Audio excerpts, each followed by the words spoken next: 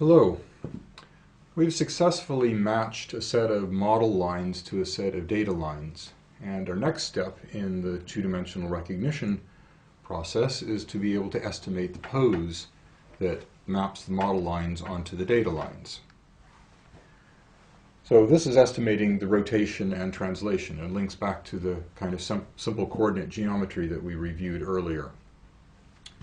What we really want to do is take our set of model and data correspondences, and we've got L of these compatible pairs, and estimate the rotation matrix and the translation vector that transforms the model features onto the data features.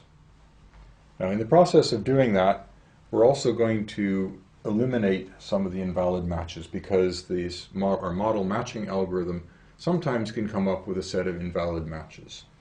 So this will eliminate some. More of these will get eliminated when we get to the verification stage. So even though the matching has not been valid, we'll still be able to estimate a rotation and a translation. This position of the object is what we call the pose of the object, or the position of the object. And as I said, we've got two components. Now, if you remember back to the representation that we looked at in the geometry section, we were looking at representing the rotation in terms of a rotation matrix. So that's what we've got here, and it's parameterized by a single variable theta. Our translation is this vector t, and altogether we can transform model points by rotating and translating them as before.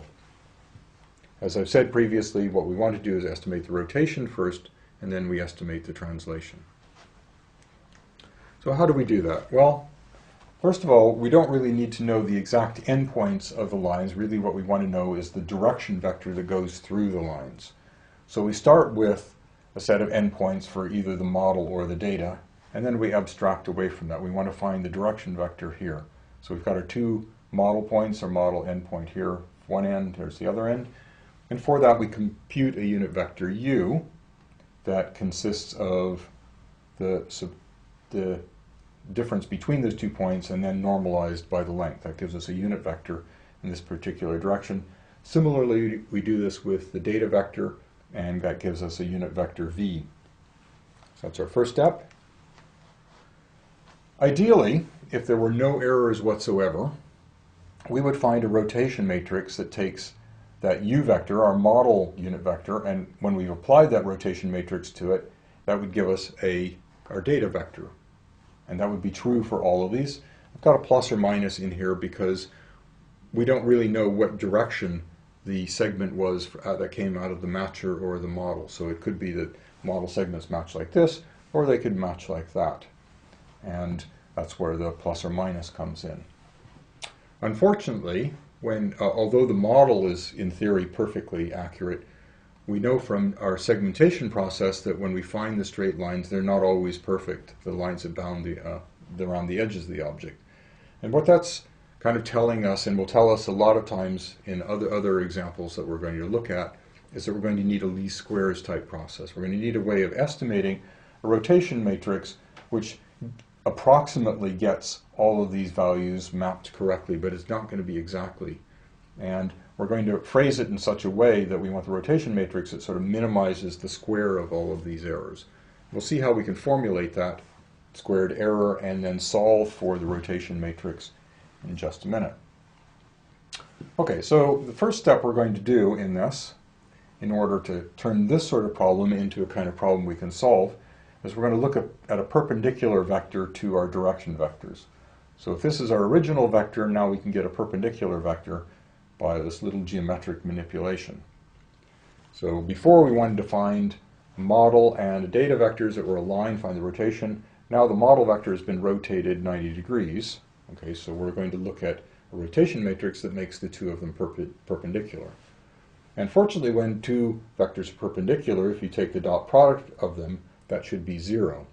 Since everything is going to be a little bit off by a little bit, well, that dot product will be a very small value, and that's what we're going to try to minimize. We're going to try to drive that small value to be as close to 0 as possible. So here is our rotated vector, and here is our sort of rotated data vector and our model vector, and we're going to look for the dot product between the two of those. And as I said before, we're going to try to drive that to 0. In simple geometric terms, the dot product is equal to the sine of the angle between the two of them, and since that angle should be pretty small, that sine of that angle error should be approximately equal to the error. So we're going to make a few approximations here. In algebraic terms, this is what we're going to look at if we had our original vectors. Here is our expression that gives us our little error term. Now you'll notice that there's this I index in here, and that's because this statement is the error associated with only one of the model statements, one of the model to data matches. And we have a whole set of them. We have L of these, so we're going to have to accumulate all that error somehow. Another thing you might be thinking about is, well, how can we do this? Because this R at the moment has a variable in it. That's that variable theta that we don't know what the value of that is. So this is a kind of a funny sort of expression where we have an error that we can't quite evaluate because we still have a variable in here. The rest of these are just numbers. Well, everything's going to work out okay, and I'll show you how to do that in just a second here. Okay, so the third step is we're going to take this rotation matrix that we had previously, and here's our embedded variable. We don't know the value for it yet. Okay, that's what we're going to look for. And we're going to substitute this in the previous expression. We're going to multiply out all the terms, and we're going to get this expression right here. So here's our error in terms of a bunch of numbers that came from our model and data vectors. And here are our two variables here's our variable theta in its cosine and sine term. This is for one of the model to data pairings. We can do the same thing for each of them. We can stack them all up to make a vector right here. We can stack up all the data terms right here to make this d vector, and they all have a product with this term right there.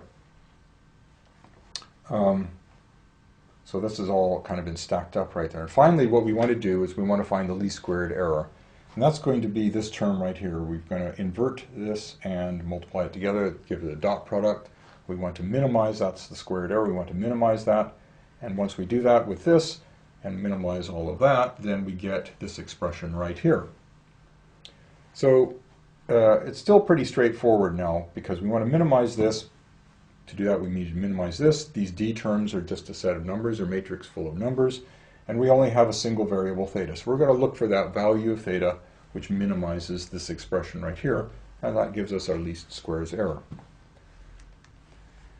Well, that's a little bit more algebraic manipulation. I'm not going to go through too much of the details here. We can rewrite these, product these two matrices. That's just a set of numbers. We can write those numbers here. That we can substitute in here.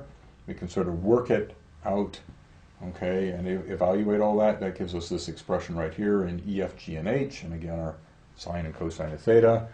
We can differentiate this to minimize it in the usual way that we want to minimize functions, and then we solve for theta.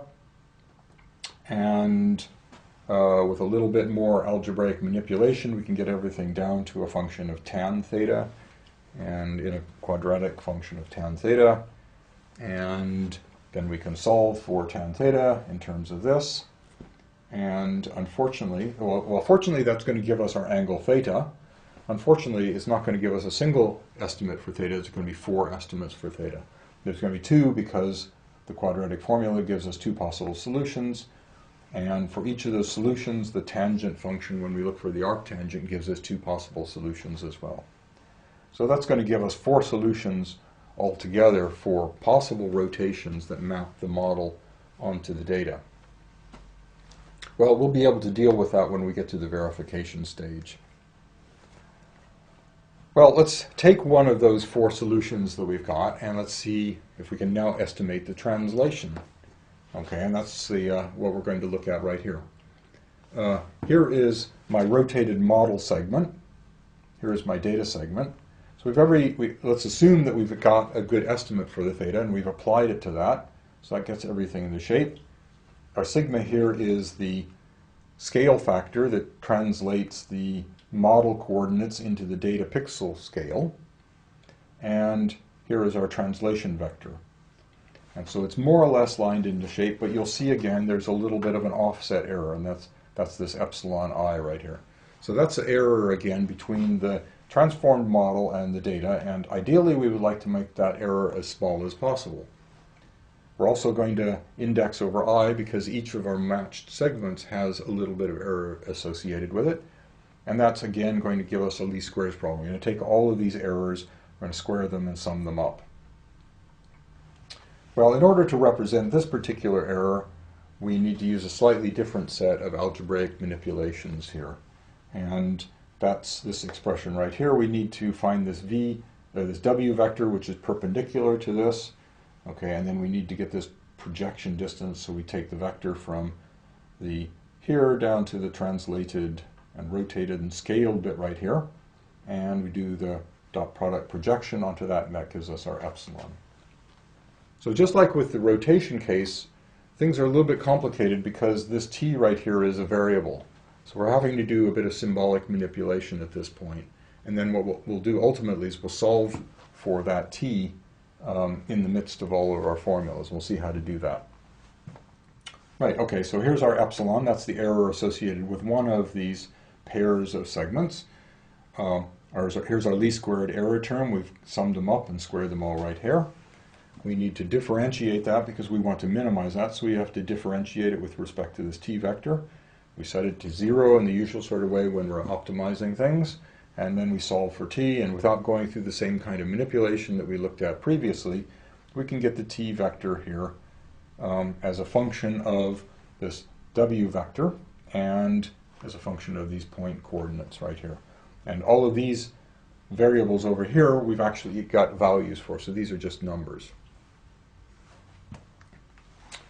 Right, so we'll look in a later lecture, we're going to look at the results of how this all works across a large set of examples. But you can see that we've done a pretty good job of setting up the theory anyway, at least for being able to estimate the rotation and the translation given a set of paired lines. Thank you.